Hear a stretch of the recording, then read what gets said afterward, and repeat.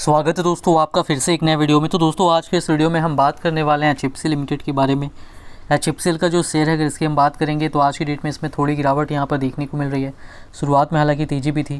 तो यहाँ पर स्टॉक में दोस्तों क्या हो रहा है और आगे क्या हो सकता है और क्या करना चाहिए इसके बारे में हम बात करने वाले हैं। और यहाँ पर थोड़ी बहुत गिरावट अभी यहाँ पर देखने को मिल रही है स्टॉक्स में।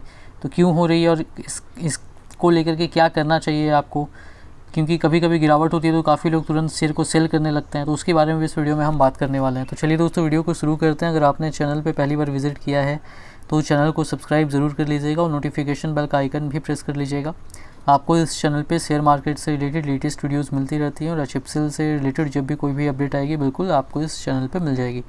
दोस्तों बात करेंगे एचएफसीएल की, तो प्रीवियस क्लोजिंग 70 रुपये और 90 पैसे पे थी और आज की क्लोजिंग 69 रुपये और 80 पैसे पे 1.55% की गिरावट हुई है। कोई बड़ी गिरावट तो नहीं हुई है लेकिन नेगेटिव क्लोजिंग यहाँ पर देखने को मिल रही है।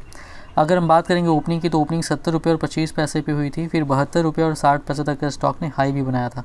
तो देखिए यहाँ पर जो है पहले तेज़ी भी देखने को मिली थी यहाँ पर स्टॉक में। और अच्छी बात यह है कि सपोर्ट जो है 68 का उसको यहाँ पर उसके ऊपर ही है।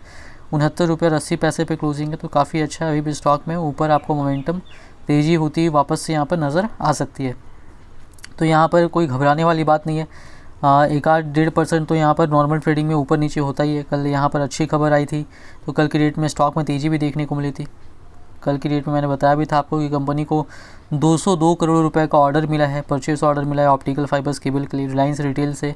और एक ओवरसीज कंपनी है बाहर की, भारत की बाहर की, उससे भी 35 करोड़ का मिला है।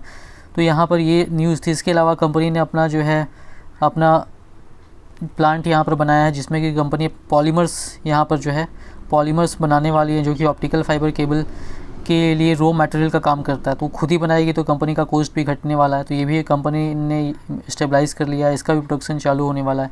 तो ये सब अच्छी न्यूज़ भी यहाँ पर निकल कर के आई, जिससे कि समझ सकते हैं कि लॉन्ग टर्म के लिए इसे काफ़ी अच्छा है। यहाँ थोड़ी बहुत गिरावट से कोई घबराने वाली बात नहीं है यहाँ पर। और शेयर को सेल तो बिल्कुल भी मत कीजिएगा। मैंने हमेशा से कहा था लॉन्ग टर्म में ये शेयर बहुत अच्छा होने वाला है। अप डाउन चलते रहता है मार्केट में। पहले भी शेयर गिर करके 52 रुपये के लेवल तक आया था, लेकिन वहाँ से फिर 82 रुपये 50 पैसे तक गया।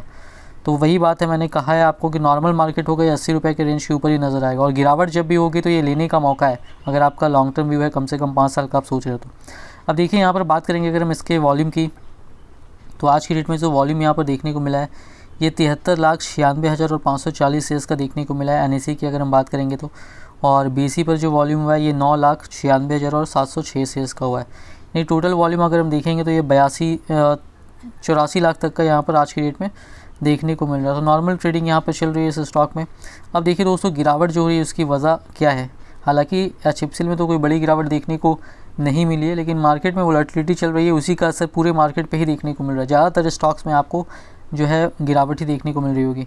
यहाँ पर देखिए आज की डेट में भी निफ्टी जो है 150 पॉइंट की गिरावट के साथ यहाँ पर इसने क्लोजिंग दी है। तो गिरावट यहाँ पर जो हो रही है उसी का असर है। और अगर हम बात करेंगे यहाँ पर तो अगले कुछ दिनों तक जो है यहाँ पर ये बना रह सकता है। फ़िलहाल अगर बात करें तो ये वीक काफ़ी इंपॉर्टेंट है। अभी यहाँ पर जो है अगला 2 दिन यहाँ पर रहेगा और उसके बाद मंडे का दिन जो होगा वो भी काफ़ी इंपॉर्टेंट होने वाला है।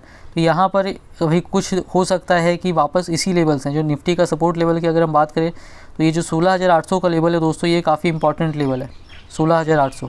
तो जब तक इसके ऊपर है निफ्टी तो यहाँ से वापस जा सकता है ऊपर भी, लेकिन अगर ये ब्रेक होगा यहाँ पर सस्टेन नहीं कर पाया तो फिर आगे आपको अच्छी गिरावट देखने को मिल सकती है। अभी फ़िलहाल तो इस लेवल के ऊपर ही है। अब यहाँ पर हम बात करेंगे सेंसेक्स में भी देख सकते हैं यहाँ पर गिरावट देखने को मिल रही है, लेकिन यहाँ पर आपको घबराने की कोई ज़रूरत नहीं है अगर आप लॉन्ग टर्म इन्वेस्टर हैं तो। यहाँ पर देखिए न्यूज़ भी निकल करके आ रही है इकोनॉमिक्स टाइम्स में, जो हमारे मिनिस्टर हैं देवू सिंह चौहान, उन्होंने कहा है कि कंट्री वाइड 5G सर्विसेज जो हैं पूरे भारत में 2 सालों के भीतर यहाँ पर जो है उपलब्ध हो जाएगा।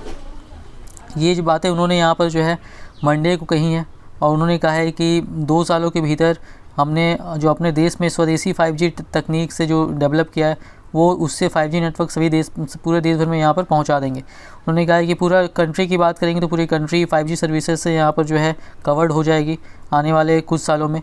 और इंडिया की बात करेंगे तो इंडिया ने यहाँ पर जो है 4G तो अपना लगभग सभी जगहों पर फैला ही लिया है और यहाँ पर जो है 5G भी अपना इंडिजीनियसली यानी कि अपने स्वदेशी तकनीक पे उस पर भी यहाँ पर जो है उसका भी डेवलपमेंट किया जा चुका है। चौहान जी ने ये भी कहा है, ये सारी बातें जो उन्होंने कही है ये बायलैटरल टॉक्स था deputy minister of digital development communications and mass media of the Russian Federation Bela Cherkosova on the sidelines of plenipotentiary conference 2022 of international telecommunications union. ये इंटरनेशनल टेलीकम्युनिकेशन यूनियन ITU जो है, इनकी conference में ये सारी बातें इन्होंने यहाँ पर जो है कही है। अगर हम आगे देखें तो ये जो कॉन्फ्रेंस हुआ था दोस्तों, ये बुखारेस्ट में हुआ था, जो कि रोमानिया में है। और आगे इन्होंने यहाँ पर जो है जो इसमें डिस्कशंस हुआ, इसमें उन्होंने बताया कि इंडिया जो है डिजिटल इनिशिएटिव में काफ़ी तेज़ी से काम कर रहा है डिजिटाइजेशन की ओर, और जो रूरल, ग्रामीण और रिमोट एरियाज़ है उनको भी जो है यहाँ पर इंटरनेट से जोड़ने के लिए और 5G स्पेक्ट्रम 5G से जोड़ने के लिए जो है यहाँ पर पूरी तरीके से तैयारी की जा चुकी है। जब कमर्शियल 5G लॉन्च होगा तो उनको भी जल्दी जोड़ने की यहाँ पर पूरी कोशिश की जाएगी। और यहाँ पर उन्होंने ये भी कहा है कि जो गवर्नमेंट, जो प्राइम मिनिस्टर नरेंद्र मोदी जी है, उन्होंने बहुत सारे स्टेप्स लिए हैं कि सेल्फ़ रिलायंट हो, जो एडवांस टेलीकॉम टेक्नोलॉजी है उसके ऊपर हमारा जो देश है वो सेल्फ़ रिलायंट हो, आत्मनिर्भर बने। और उसके लिए यहाँ पर जो है बहुत तेज़ी से काम भी हो रहा है। आत्मनिर्भर भारत जो है, सेल्फ रिलायंट इंडिया, इस इनिशिएटिव के तहत यहाँ पर काम हो रहा है। और इंडिया जो है has become the second largest handset manufacturer world wide, पूरे दुनिया में सेकंड सबसे बड़ा हैंडसेट मैन्युफैक्चरर बन चुका है। तो समझ सकते हैं कितनी तेज़ी से यहाँ पर जो है PLI स्कीम भारत सरकार ने लाया है। आत्मनिर्भर भारत के तहत भारत में मैन्युफैक्चरिंग की जा रही है, तो इनका असर अब दिखना शुरू हो चुका है और आने वाले 5 सालों में और भी बढ़ेगा यहाँ पर। इसके अलावा उन्होंने यहाँ पर ये भी कहा कि 6G जो है, 5G के बाद 6G आएगा, उसके डिज़ाइन और डेवलपमेंट पे अभी से यहाँ पर काम हो रहा है, ताकि यहाँ पर 2030 तक जो है उसको भी यहाँ पर जो है लॉन्च कर दिया जाए। तो यहाँ पर काफ़ी तेज़ी से एडवांस तरीके से काम, फ्यूचर को ध्यान में रखते हुए काम किया जा रहा है सरकार की ओर से। इसके अलावा उन्होंने यहाँ पर और भी चीज़ें बताई कि बहुत सारे एरियाज़ हैं जहाँ पर रसिया और इंडिया के बीच कोलैबोरेशन यहाँ पर चल रहा है, जैसे कि development of 5G use cases, 6G technology, IoT, M2M, cyber security and developing reliable last mile solution. इसके ऊपर दोनों देश मिल करके काम कर रहे हैं। और इसके अलावा उन्होंने यहाँ पर ये भी कहा कि जो बायलैटरल रिलेशंस उसको सुधारने के लिए इंडिया के साथ यहाँ पर लगातार काम होता रहेगा, और एडवांस टेलीकॉम टेक्नोलॉजी पे भी यहाँ पर जो है और उनको डेवलप करने पे भी लगातार यहाँ पर काम होता रहेगा। तो यहाँ पर से दोस्तों आप समझ सकते हैं कितनी तेज़ी से 5G को लेकर के इंडिया भारत की सरकार भी काम कर रही है। और यहाँ पर आने वाले टाइम की अगर हम बात करेंगे तो यहाँ पर जो है आपको बहुत ज़बरदस्त तरीके से जो है जो टेलीकॉम स्टॉक्स हैं, जैसे कि जो HFCL जैसी कंपनी है जो कि ऑप्टिकल फाइबर केबल बनाती है, उनको आगे चल करके इसका फ़ायदा मिलेगा। इसके अलावा देखिए उन्होंने ये भी कहा है कि सक्सेसफुल 5G सेल जो हुआ, जो प्राइसिंग था उस इतना फिर भी यहाँ पर जो है सक्सेसफुल हुआ है, तो इससे यहाँ पर जो है इंडस्ट्री में भी ज़बरदस्त तरीके से नज़र आ रहा है कि अच्छे तरीके से यहाँ पर काम होने वाला है। और 5G स्पेक्ट्रम की बात करेंगे तो 1.5 लाख करोड़ रुपये तक का यहाँ पर जो है सेल हुआ था। और तो जल्दी यहाँ पर रोल आउट होगा 5G का इंडिया में। और जो HFCL जैसा शेयर है जो ऑप्टिकल फाइबर केबल बनाता है, इसके अलावा टेलीकॉम इक्विपमेंट्स भी बनाता है, तो इनको यहाँ पर ज़बरदस्त तरीके से फ़ायदा मिलने वाला है। और अभी तो समझिए शुरुआत ही हुई है। जिस तरीके से ऑर्डर कंपनी को मिल रहा है ये आगे और भी बढ़ने वाला, और कंपनी अपना प्रोडक्ट सेगमेंट भी बढ़ा रही है। जो प्रोडक्ट पोर्टफोलियो है, नए नए प्रोडक्ट्स को यहाँ पर कंपनी ऐड कर रही है, क्योंकि 5G से रिलेटेड बहुत अच्छा मौका और कंपनी इसको भुनाने में यहाँ पर लगी हुई है। देखिए यहाँ पर चौहान जी ने ये भी कहा कि सरकार जो है, भारत सरकार 6.4 लाख विलेजेस को 2023 तक यहाँ पर जो ऑप्टिकल फाइबर केबल से जोड़ने का सरकार ने प्लान किया हुआ है। और टोटली जो है यहाँ पर ये फ़िलहाल इसको एक्सटेंड यहाँ पर ये कर दिया गया है 2025 तक जो है 6.4 लाख जो गांव है वो टोटल ऑप्टिकल फाइबर केबल से यहाँ पर जो है कनेक्ट हो जाएंगे। तो समझ सकते हैं ऑप्टिकल फाइबर केबल की कितनी ज़्यादा डिमांड यहाँ पर ऑलरेडी है और आगे चलने वाली है। भारत नेट का जो प्रोजेक्ट है इसके तहत इनको यहाँ पर जोड़ा जाएगा, और यहाँ पर HFCL को बहुत ज़बरदस्त रेवेन्यू यहाँ पर इससे आने वाला है, और प्रॉफिट भी यहाँ पर बहुत ज़बरदस्त तरीके से होगा। कंपनी इसी वजह से अपना प्लांट की कैपेसिटी बढ़ा रही है ऑप्टिकल फाइबर केबल की। नए अभी कंपनी अपना नया फंड रेज भी कर रही है।